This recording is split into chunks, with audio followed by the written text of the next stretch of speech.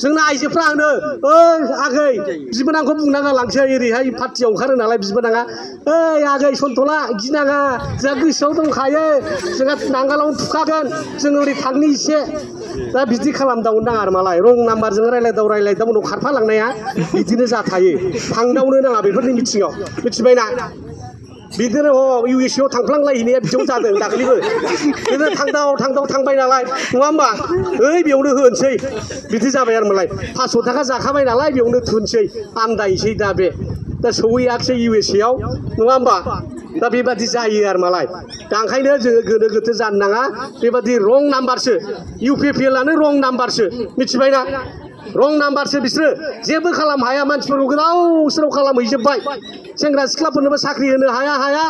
बोराय बुरिनोबो पेन्सन होनो हाया ना न' गंसे होनो हायो ना मा होनो हायो नोंनि समस्याखौ फोजोबथारगोन दे बोरै बहा थांखो दा ओंखायनो बेबादि बे मिस कलाव जों थांनो नाङा रायजो राजाफोर थगायो दोनखारलाङै थगायहैयो बेबादि जादों आरो मालाय दा जिथुनाखि परिबेस दा ओंखायनो जोङो बेबादि रं नाम्बाराव मालाबाबो गोजोमहैनो नाङा आरो मालाय दा जेखि जाया मानो जोंना एबाराव बिपिएफ दोलोआ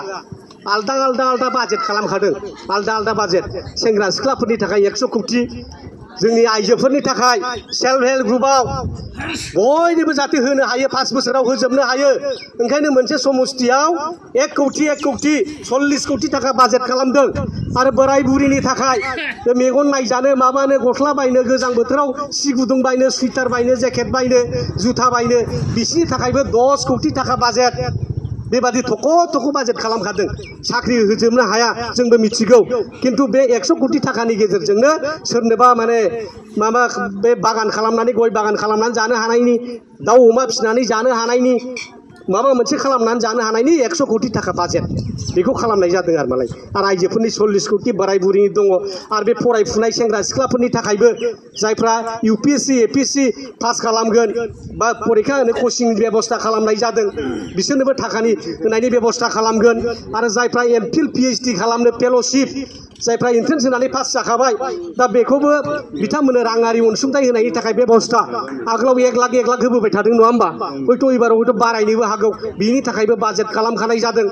आरो बे साख्रि गिदिर ओंखारो नङा होमबा ओंखारोना ओंखारा रेलवे रिक्रुटमेन्ट बर्ड रेलाव साख्रि ओंखारो स्टाफ सेलेक्सनाव साख्रि ओंखारो दा एग्रि परीक्षा जाबाय थादों आसामाव बेबादि आनजादफोरखौ पास जानानै साख्रि मोननो थाखाय बेनिबो कचिं सेन्टार खालामनो मोनफ्रोमबो जिल्लायाव मोनफा दिनै 9 जिल्ला दं मोनफा सेन्टार कचिं सेन्टार बानायनोबो थाखाय थिक खालामनाय जादों दा बेबादिनो बोरायनि आलदा बुरिनि आलदा सेंग्रा सिख्लाफोरनि आलदा फरायफुनाय गथ'फोरनि थाखाय आलदा बाजेट बेखौ खालामखानाय जाबाय आरो मालाय टप 10 जायफ्रा मोनगोन बिसोरनो 5 लाख 5 लाख आसामाव टप 10 थाङा होमबा मेट्रिकआव जाय थाङो बेनो 5 लाख थाखा होगोन बिटिसि गभर्नमेन्टनिफ्राय मोजाङै फरायथों जाहाथे नङा होमबा एमआइएलआव बड' एमआइएल एसामिस एमआइएल जेखुनु एमआइएल जाया मानो बे जुदि टप 10 आसामाव जुदि बांसिन नाम्बार मोनोब्ला बेनोबो राङारि अनसुंथाइ होनायनि बेबस्था आरो जायफ्रा माने मिलिटारि साख्रि लानो गोसो बिसोरनोबो खारनाय बारनायनि ट्रेनिं होनो थाखाय बेनिबो कचिं सेन्टार दा बेफोरबादि मोनफा थख' बाजेट खालामजोबखाबाय आरो मालाय सरकार फैनांगौ मावनांगौ बेल'सै नङा होमबा बेल'सै प्रमद बर' बादि जागोन होननानै थगायग्राथ' नंखाया हाग्रामा सारा लिडारखौ सिनायनांगोन जाय लिडारा खामानि मावनो हायो जाय लिडारा रायजो राजाफोरखौ थगाया जाय लिडारा जे खोथाखौ होयो बेखौ मावफुंनानै होयो बेबादि नेताखौसो जों बासिनानै लानांगोन आरो मालाय भुलखौ जोंसो खालामो रायजो राजाफ्रासो खालामो भुलखौ माने लिडारखौ सिनायनो रोङैयाव नङा होमबा दा प्रमद बर' शिफ जादों नालाय नै मा थाखो जोंहालाय जेबो गैला बिटिसिआव पावाराबो गैला 16टा पावार थांफिनबाय साख्रि बाख्रि होनो हानाय गोहो गैला दिनै टिका थुख्लिया बिटिसिनि बायरानि मानसिफोर मावफैदों साख्रिया बायरानि मानसिफोर मावफैदों दा बेबादियाव नोंनि फिसा आंनि फिसा आन्दलन खालामनानै जोङो बे बिटिसि मोननायखौबो दिनै धंस' खालामनानै लायोबा साख्रि टारगेटखौनो मोनलाबा स्कुल कलेजखौनो प्रभिन्सियेलाइज खालामनो हालाबा बे रायजोआव थाना माबा मोनसे उन्नति जागोन जोंहा